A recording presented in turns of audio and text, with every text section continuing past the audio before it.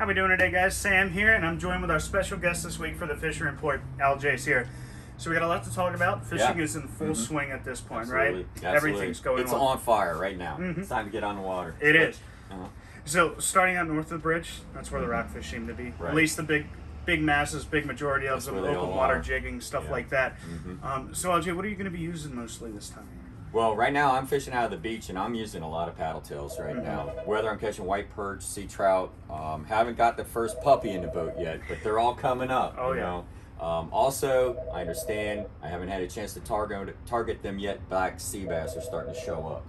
So I do know about a week or so ago they were down out of Point Lookout and out of Solomon's Island. Okay. So looking at those wrecks and things like that, drop your rain minnows down there.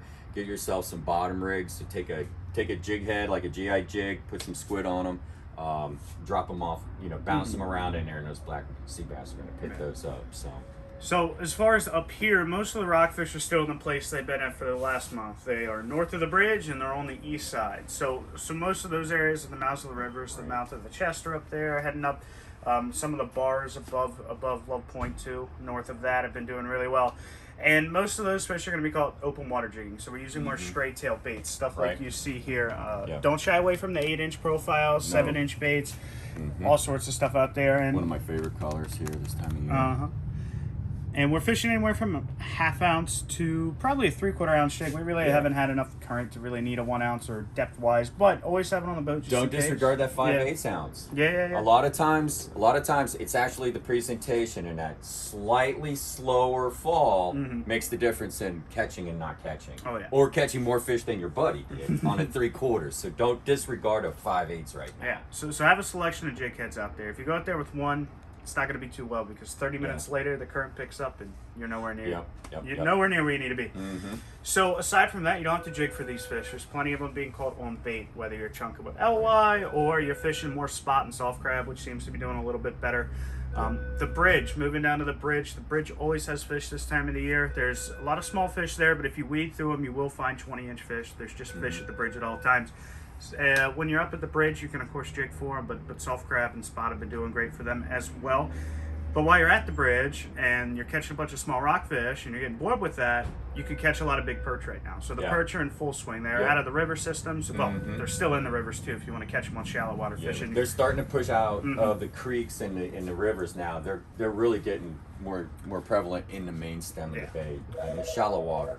So whether you want to cast in the shallows with the small spinner baits, stuff like that, or out in open water on hard bottom. Right. Classic Chesapeake sabiki. They're getting into the manna shrimp right now that are out there. And then if you're fishing shoreline, get those road runners and get these perch pounders here. They're going to work real well for you up there and throwing against the riprap against the rock. Yeah. Keep in mind, though, that riprap along the shoreline is not all even. If you have riprap on a shoreline, and when you come out from the riprap, if it's all muddy, it's not going to hold white perch. Yeah. You need a hard bottom, like shells. Like you need a hard bottom coming off of the riprap, and that's where you're going to find your best white perch. Any kind of trees or things like that, or on the shoreline, cast of those things, you get some nice white perch. It's really starting to pick up. You guys got that tournament coming up too. We do. Very shortly. One of my favorite rigs to fish at the bridge, because not only does it catch rockfish, it also catches perch, is a jig and spoon, like a rain minnow or something like absolutely, that. You can catch some really big perch on those jigs, but also rockfish have no problem taking a swipe at those either. So it's a little plenty of action. really versatile bait, and you can even tie a little teaser above it too, which is nice. But pushing down a little bit though to the trout. What's going on with the trout? The trout are they're up in the islands, but you're going to go get ate up by those horseflies in there. So you want to come out. We're catching trout on the shoreline, under the docks, along the riprap, along trees, submerged trees that are in the water and stuff like that. So that's working well. I do know that in the southern Maryland waters, there's puppy drum down there in the Potomac and south. So they're pushing up right now. Also, I think your bull reds are starting to pull out of the shallow water. They're going to start schooling up real soon. We're going to start seeing those breakers coming on. Also, the cobia are moving up. The cobia are coming up. Whether you want to bait fish for them or cast, a lot of guys like to cast, but this time of year I prefer to bait fish for them. So basically, somewhere between 17 and 14 feet of water is where I like to to drop anchor. I like to use an 8/0 Gamakatsu hook, Snell. And did you want to talk about that at all? Bait fishing? So the thing of it is that if you're trying to catch a cobia, you're going to catch a whole bunch of rays first. The cobia follow the rays. And Sammy, you hooked up one of the rigs that I like to use. I'll have a bunch of these rigs in my boat already snelled up, ready to go. And the purpose for that is with the barrel swivel, I'll have a lock swivel tied to my main rod, okay? And I'll have, if you can imagine, I'll have my fish finder here that holds my sinker. I'm going to use anywhere from 6 ounces to 4 ounces.